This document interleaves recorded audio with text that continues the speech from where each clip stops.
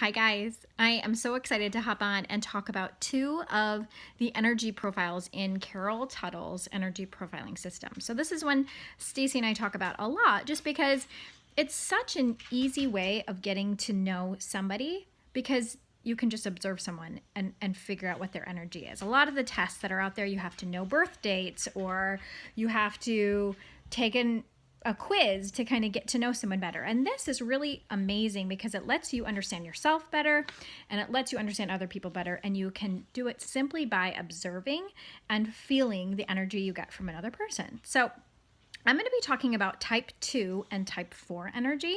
Stacy's talking about type 1 and type 3. So there's 4 total. And all of us have all 4 of these inside of us. But we have something that's going to be a more dominant one.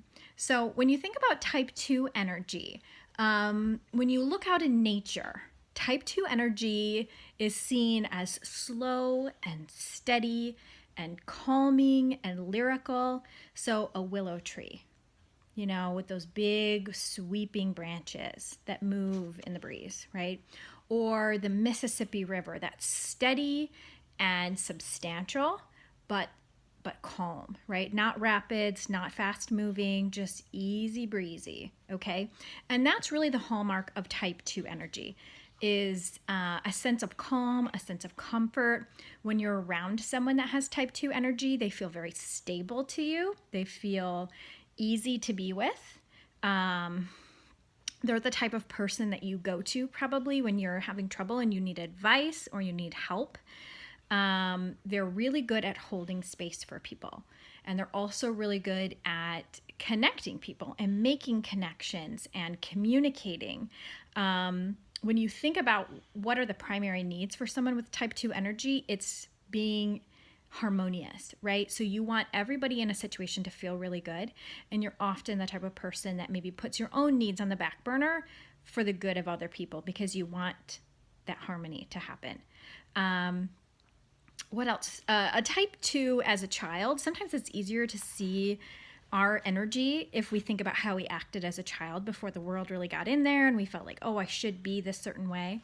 So as a type 2, you probably were a little bit more of a quiet kid. Not necessarily shy and not necessarily introverted, but just on the quieter side. You loved doing things like coloring and puzzles, and you didn't require a ton of movement, right? It was okay for you to sit still and work on a project. You probably were told as a kid, if you were a type 2, hurry up, do this faster. What's taking you so long? Or speak up. You probably have a softer voice. So those are ways to kind of think about a type 2. And some of the challenges for a type 2, I took a couple notes just so I wouldn't forget. Some of the challenges for a type 2 is because you ask a lot of questions and you're very methodical and very practical and you really think through things, you can get stuck in that place of non-movement. So maybe you want to start something new, like learn something new or move or, take a new job. You can get stuck in that information gathering and questioning phase for a really long time and not take action. And so that might be a place in your life where you feel frustrated, or you might recognize that you're a person that does that. You're also probably a worrier. You probably really overthink things because your natural state is to question and to ruminate and to think. And sometimes that's a beautiful thing, right? It really helps us make clear decisions. Once we make a decision, we feel very good about it and very confident in the way we move forward.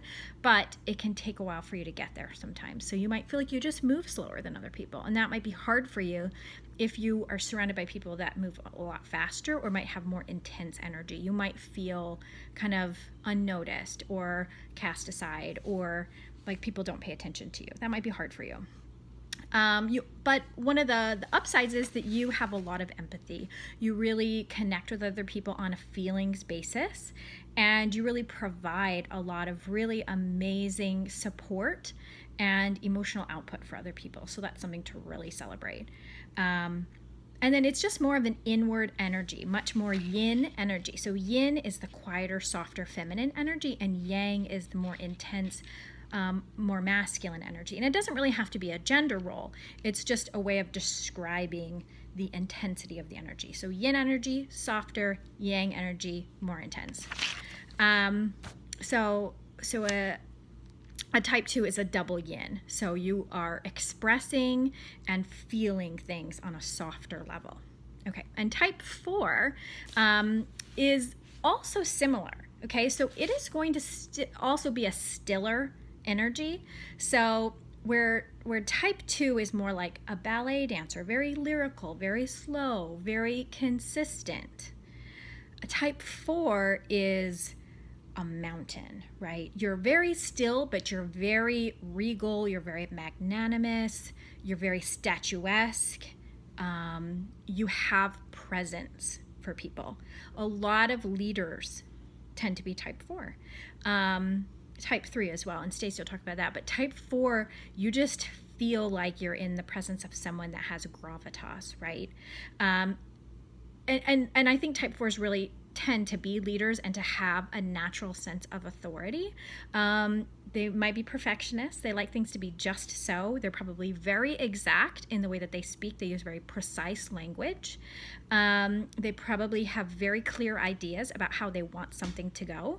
So if you think about yourself as a kid, you probably had a critical eye. You probably were very rigid. You probably really craved and wanted structure.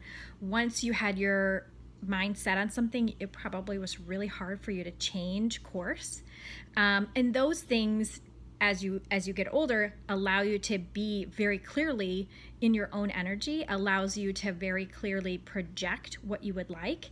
But it can make it a little bit harder when you're a kid and you need to be a bit more flexible with your family and with others. But type 4s are, really gravitate towards precision, analyzing things, exactness.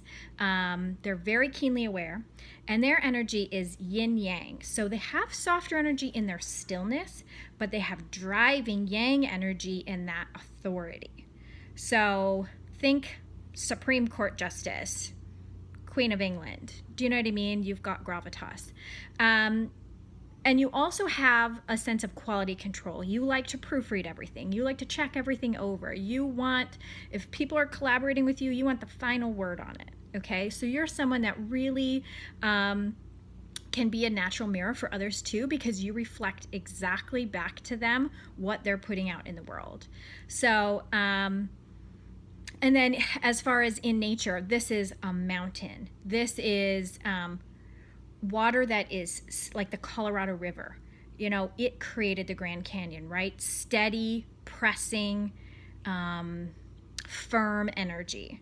And so finding out which profile really fits you helps you understand more about yourself, and it makes you lean into your talents. Instead of saying like, I shouldn't be so critical and I shouldn't be such a perfectionist, you can say, my gift is making sure people feel structured, people feel honored, people feel seen, and that it gives people a sense of direction and comfort in being able to be that person for them. Or if you're a type 2, you could say, my gift is holding space for people, giving someone a soft place to land, being a sense of comfort and connection for people when they might disperse, So every single energy profile is beautiful, and there's upsides and downsides just like every other part of life. But by understanding other people's energy, you can work better with them and better with yourself. So we'll talk more about this on the Facebook Live, but I hoped it helped hearing a little bit about it on here.